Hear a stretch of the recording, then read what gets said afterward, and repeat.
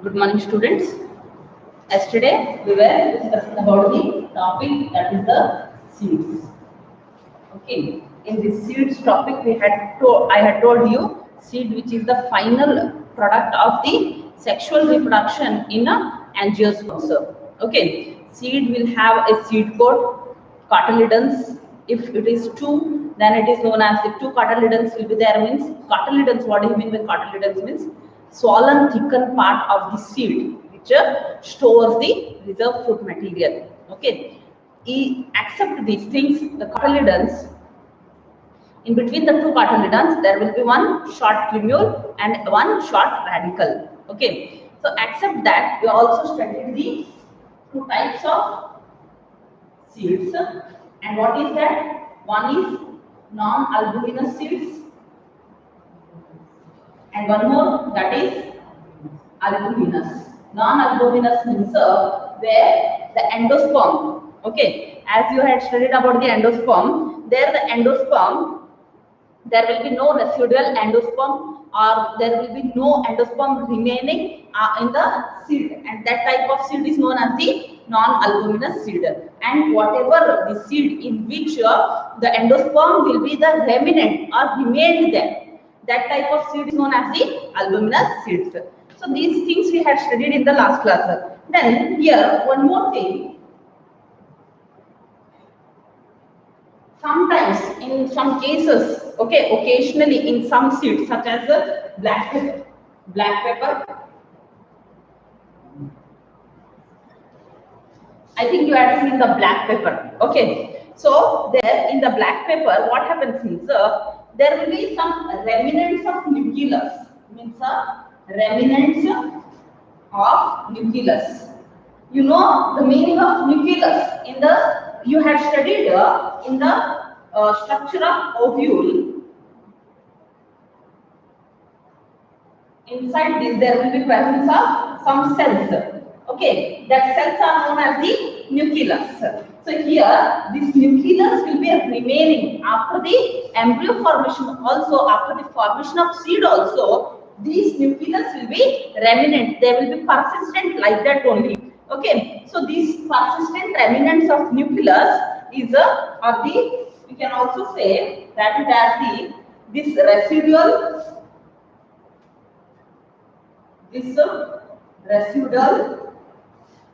persistent nucleus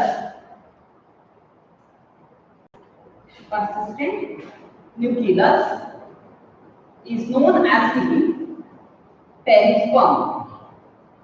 What it is known as? It is known as the perisperm.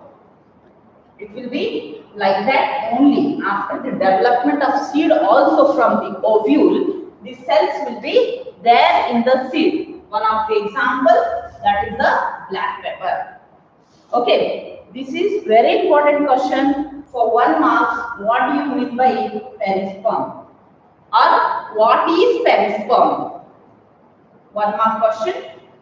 What is perisperm means? These are the residual persistent nucleus in the seeds. Example, you can mention it as the black pepper. Okay, next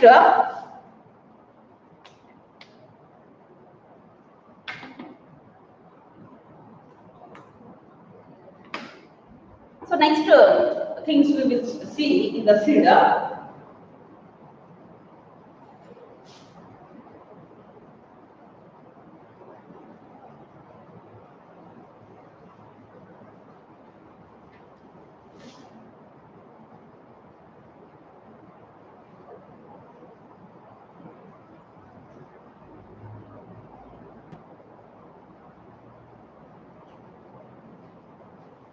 The next that here in the ovule, see this you have studied about this type of ovule.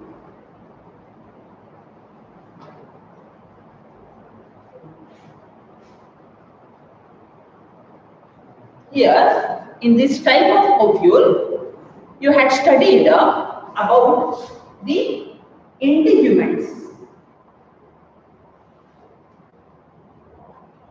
These are the two covering. Okay, what do you mean by integument? These are the covering in the ovule.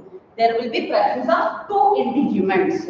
Okay, when this ovule develop into the seed, at that time what happens means these integuments will harden.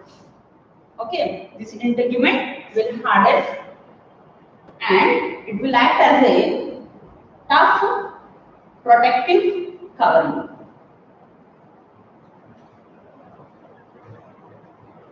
It will provide a protection to the developing seed, or whatever the seed coat what we call, that seed coat is developed from these integuments.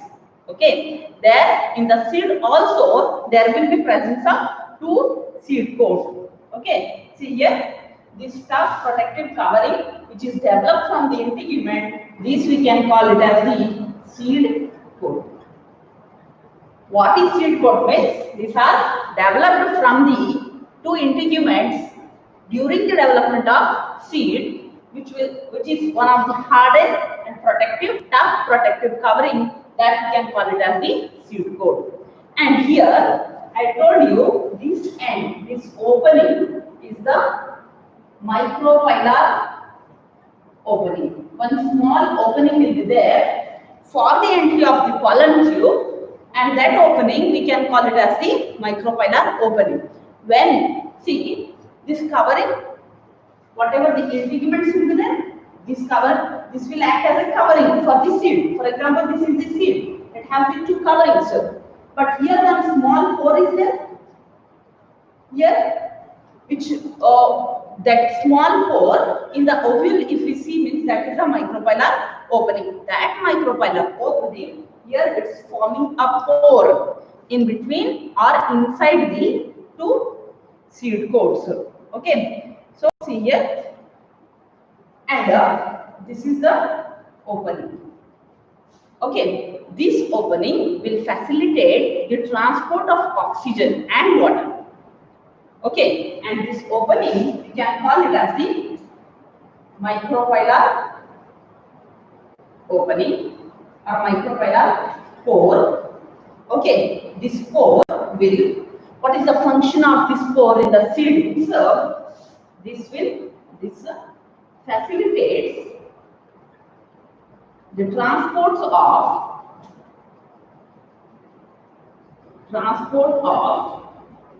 oxygen and water. Okay, this is a pore, that is a micropylar pore in the seed coat or in the seed. It will facilitate whatever the oxygen required for the seed and whatever the water required for the seed, that is going to be entered through this pore. What is that pore? That is the micropylar pore. During water time, they are providing the oxygen and water means during seed germination.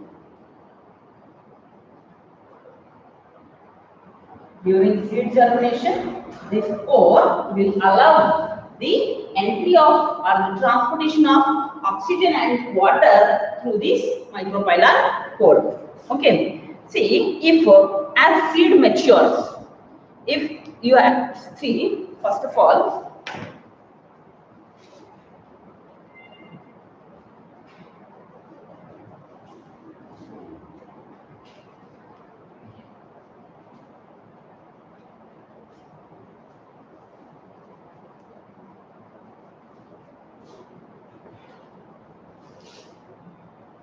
see, from the fruit, from any fruit or from any, you can take any example of the crop field.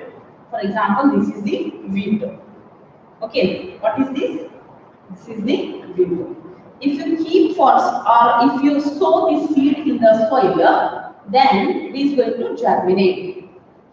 Okay, it is going to germinate. When you are going to when you will prefer the seed for sowing means that seed should be dry. Okay, immediately after taking from the plant, it cannot grow into the, or you cannot sow into the soil. It should be totally dry. It should be totally dry means it's the oxygen, the water content should be reduced. It should be what? It should be totally reduced, then only the seed will become totally dry. Okay, after it will dry, then you can prefer for the seed for the sowing purpose. Okay, so what happens is,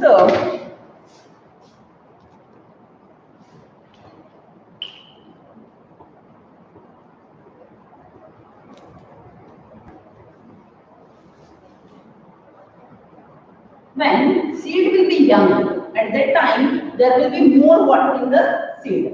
But when seed matures, the water content is going to reduce. Okay, on the plant itself we can say, see, when seed matures,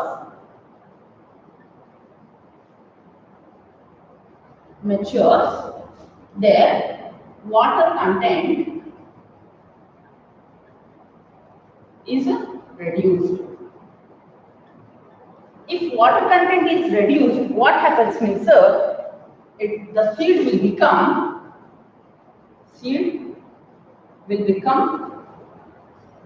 dry. Okay, when seed matures, when seed will be the young, there will be more water content. When seed matures, the water content is going to reduce. When it is going to reduce, the seed will become totally dry. Okay, so when it will become dry, the seed which will have the metabolic activity. Okay, that metabolic activity is also going to be reduced. Okay, so here metabolic activity is reduced when the seed will totally dry. Okay, when the metabolic activity of the seed will reduce, or it is going to slow down, at that condition, the seed or the embryo will undergo into a state of inactivity.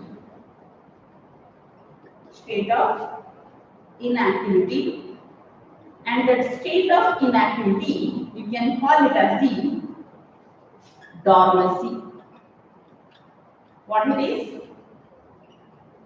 That it is the seed dormancy or dormancy. So this is also very important for 1 mark. What do you mean by seed dormancy? Okay, at that time, what you have to write is, when seed will become dry, their metabolic activity is going to slow down. Okay, due to which it will undergo into the state of inactivity. That state of inactivity, you can call it as the dormancy of seed. Okay, so the next here, if you provide a favorable condition to the seed, that is a suitable what we call adequate moisture. Moisture means that is the supply of water, oxygen, and a suitable temperature. Then then again it can germinate. Okay, if that dried seeds, if you sow in the soil, if you provide a proper water, proper sunlight, proper temperature, then oxygen, then again the seed will grow. Okay, so this is about what? Seed. The next, what about the fruit we will see here. This is about the seed.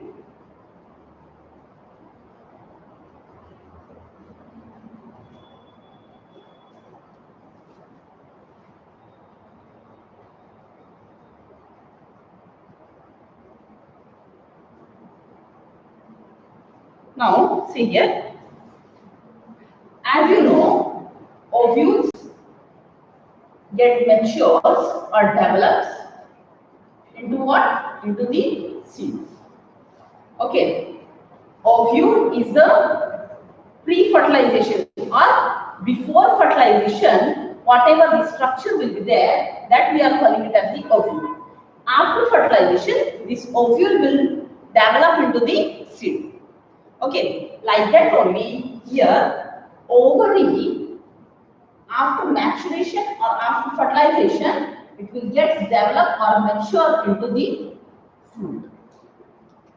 This you know. Okay. So what happens means this transformation of ovules into seed. You can see the ovules is going to transfer into the seed, and the ovary is going to transfer into the fruit. Okay. So this process is going to continue. So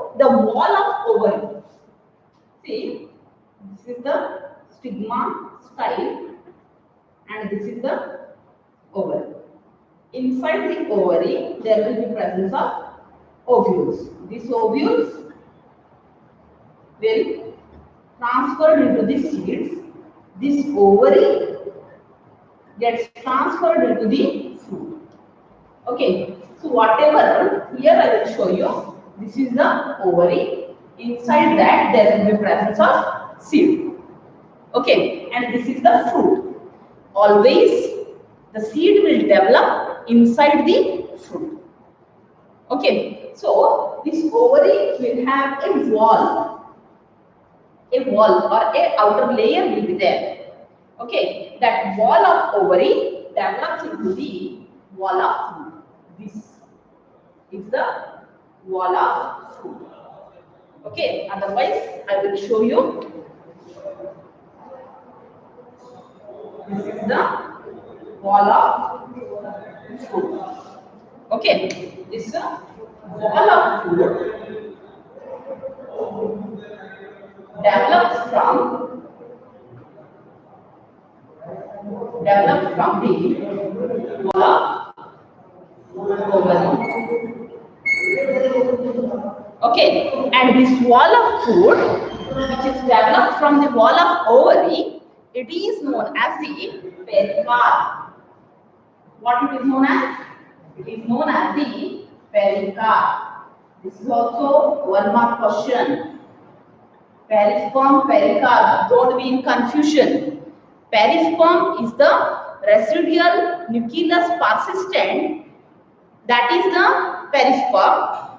Pericarp is the wall of fruit which is developed from the wall of ovary, that it is known as the pericarp. Okay, this is the wall of fruit which is developed from the wall of ovary, that it is known as the pericarp. See, the fruits you had familiar with the fruits. The fruits, it may be fleshy. Fruits may be fleshy.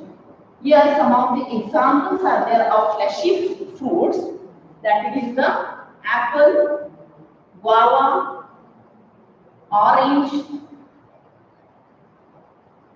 Okay, then some more means that it is mango,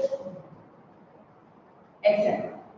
So these all fruits are the fleshy fruits. You can see the flesh above the, if this, for example, this is the mango. Okay, inside this there is a presence of seed. Okay, then above that seed you can see full of fleshy part. Okay, and that type of fruits we can call it as the fleshy fruits. So some it will be dry, some fruits will be fleshy, and some fruits will be dry. So let's see about the dry fruits.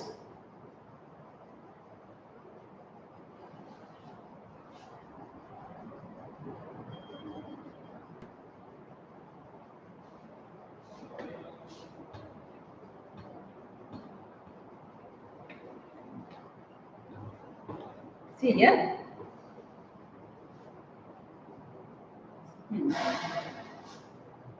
Some fruits will be dry. Example such as groundnut,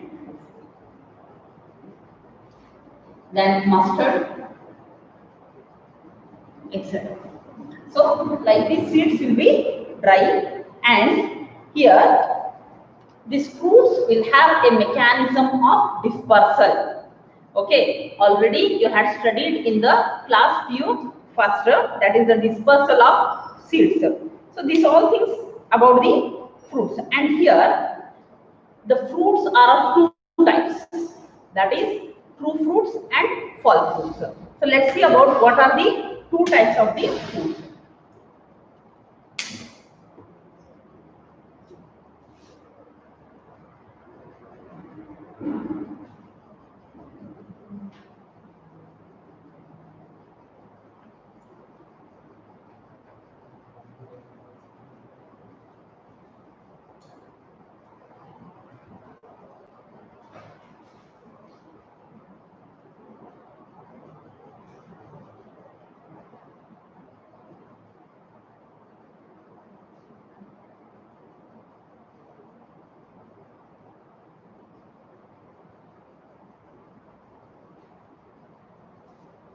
So let's see what are the different types of fruit. See, before going to the different types of fruit, here, as I told you, ovules will develop into the seed and ovary will develop into the fruit. What about the remaining parts of the inflorescence or the flower? There will be presence of petals, sepals. Okay, what about that things? In some of the fruits, it will be persistent. It will be remaining there only. For example, one is their brinjal. Okay, upon that brinjal, there will be sepals are going to be persistent. You can take one more example: strawberry, apple. There, the sepals will be like that only. Okay, so then in other particular other fruits, you can see mango, orange, and all. In them, all that petals, sepals are going to be wither off. Wither off means they are going to be fall down. Okay, so next here. See, after that, in some fruits, the thalamus part, thalamus means this is the, these are the sepals, this region, the swollen region or the basal region on which all the flower parts are, from which all the flower parts are going to originate. This region we can call it as the thalamus. Okay, in some of the fruits, this will be persistent. These petals, sepals. Okay, sepals are persistent means that fruits such as one example is the brinjal. Okay, and if fruit is developing except from the ovary. Okay, normally, commonly what we studied means this is the ovary. Okay, from this ovary, the fruit is going to develop. But what I am telling now means, in some of the fruits, the fruit will form or develop from the thalamus fruit. And such fruits are called as the false fruit. Such fruits are called as the false fruits. Means these fruits are not going to develop from the ovary, but it is going to develop from the thalamus part or some other part. Okay, that fruits are known as the false fruits. And some of the fruits, it will develop, some fruits or some fruit species develops only from the ovary. Only from the ovary, not from any other part of the flower. Okay, only from this part, not from the sepals, not from the petals, not from the thalamus, only from the ovary, and that fruits are known as the true fruits. What are that? That fruits are known as the true fruits. Okay. So here fruits are the result of fertilization. After fertilization only the fruits are going to be developed. Here there are a few species are there of the fruits which will develop without fertilization. Okay, these all things till now what we studied, after fertilization only the fruits or the seeds are going to develop. But some species of the fruit develop without fertilization, and that type of fruits are known as the parthenocarpic fruits.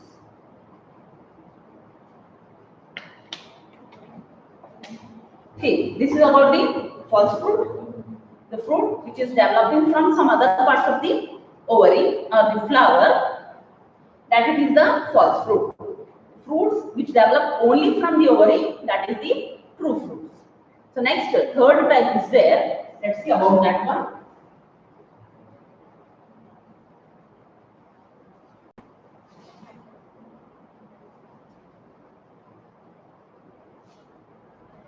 Fruits develop fruits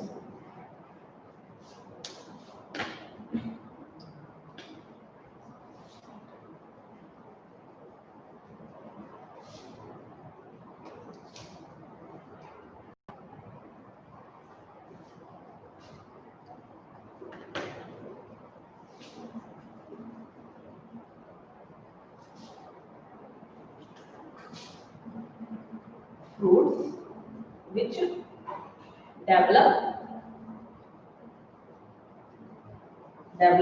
without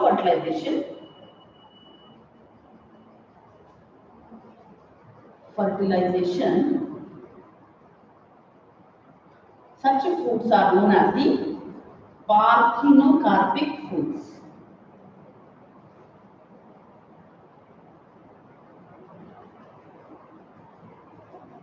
What it is known as? It is known as the parthenocarpic fruits.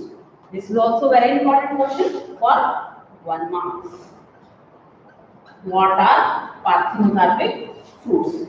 One example I will tell you about the parthenocarpic fruit, that is the banana. Banana is the parthenocarpic fruit. Here, parthenocarpy, how it can be induced? Parthenocarpy can be induced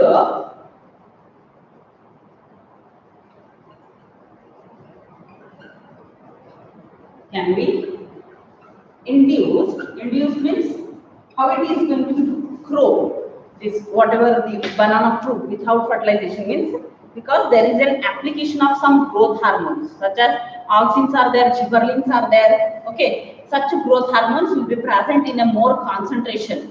That is the reason the fruits are going to develop without fertilization, induced through the application of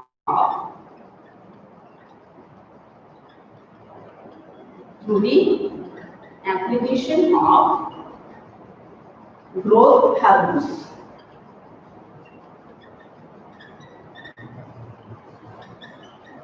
Okay, and such fruits are seedless. Whatever the fruits which are growing or developing by a parthenocarpic process, and that fruits will be seedless. They won't have the seeds. Such fruits are seedless. Okay, then there will be absence of seeds. The next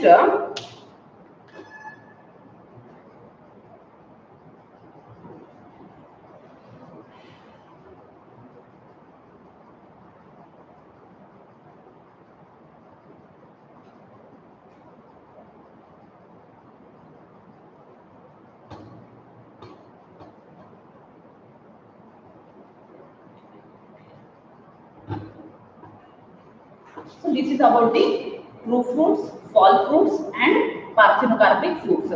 We will study how these fruits and seeds are advantageous to the angiosperms. Okay, especially the seeds.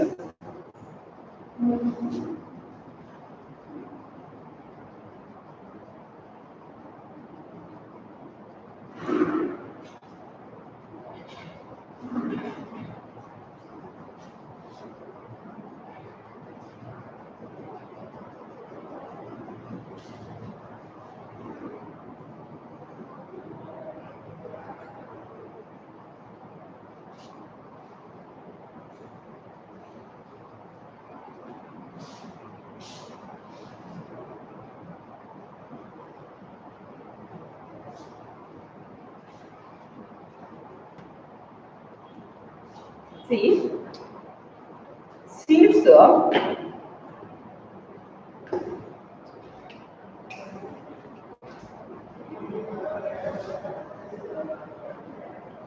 offers a several advantages.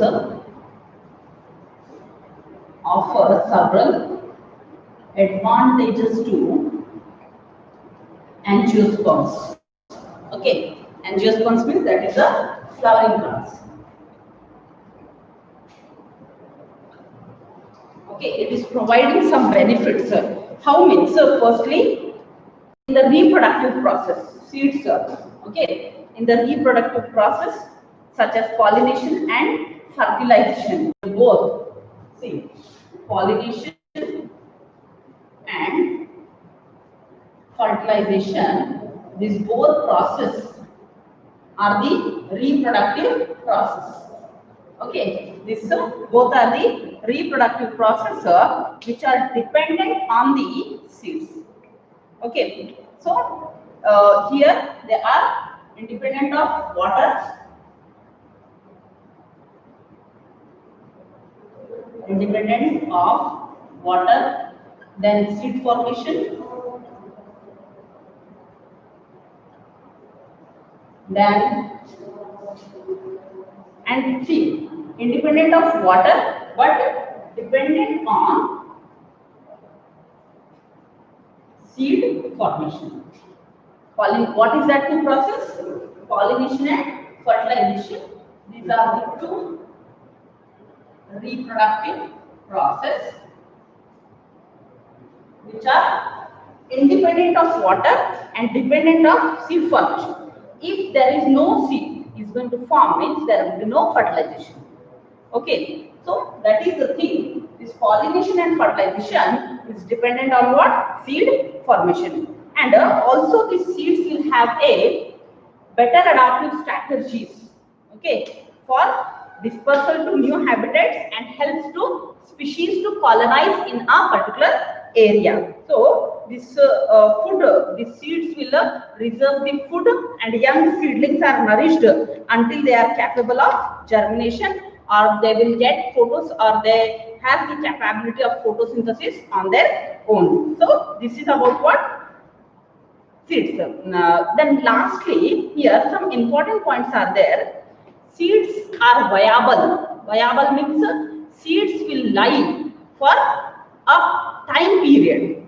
Okay, they will be viable. Means if you sow in that period only, then only that seed is going to process, or then only that seed is undergoing further process, that is a fertilization into that period only. If not, if that viability is over, finished, okay, then the seed will not grow into any plant. Okay, that is the viability of the seed. So let's see what is that viability of seed. It will be vary greatly. That is the, here I will write viability of seed. That means how much, during how much time period the seed will be alive. Directly we can say when at till what time the seed will be alive. So here in a few species the seed will be lost. In a few species the seed will lose its viability, loses its viability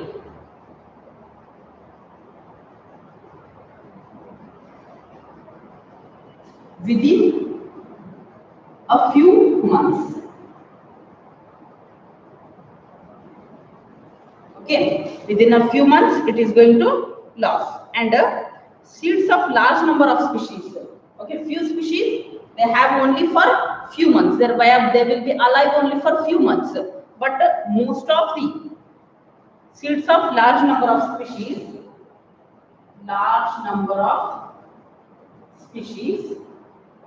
it will be viable for, they will viable or live for several years. Okay, some will viable for some months, and most of the species of the seeds will be viable for a very longer time, that is for few years. Here there are several records are there. They are very old but yet viable. What are that seeds means? Here this is very important point. An example is there which is based on this viability.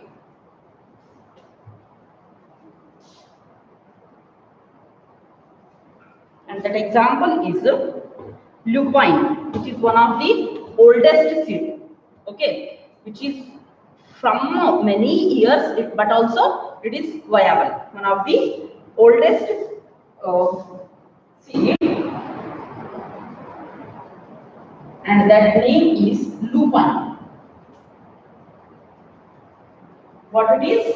That it is the lupine. Lupine, or the scientific name of the lupine, that is the Lupinus arcticus. Lupinus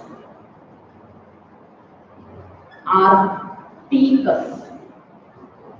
Okay, the seeds are excavated from, these seeds are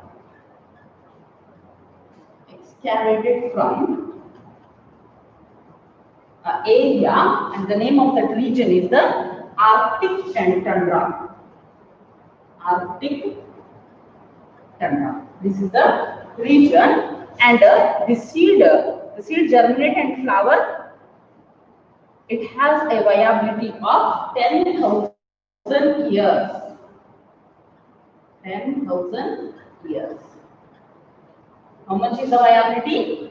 That it is the 10,000 years. Then one more recent record of the seed is there, which is recorded in 2000 year. And what is the name means?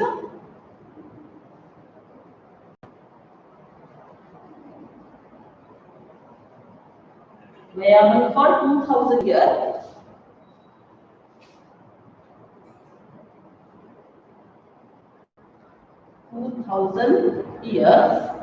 And the name of that particular seed is the date palm. What is the name? That is the date palm. Here they had given the scientific name also, that is the Phoenix dactylifera. Phoenix dactylifera. This is the scientific name of date palm, which is viable for 2000 years.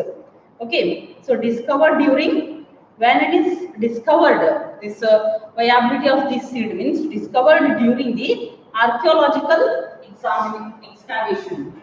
Discovered during some archaeological studies, that is archaeological excavation. Okay, during archaeological excavation, at what place means at King Herod's place. King Herod's palace. Okay, one of the king was there. The name of the king is Herod.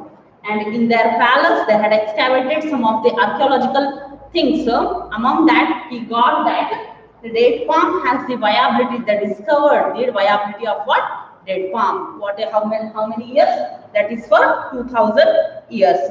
Okay. So this is about the viability of seed. Next we will go in the next class. That is, two topics are there of this chapter. That it is the apomixis and polyembryony. Okay, if we complete that two topics, then this chapter is going to be completed. Like these questions, they will ask for your NEET exam. Okay, which is one of the oldest seed, which has the more viability. That means lupine. That is for 10,000 year. 2000 year means that is the date palm. Okay, thank you.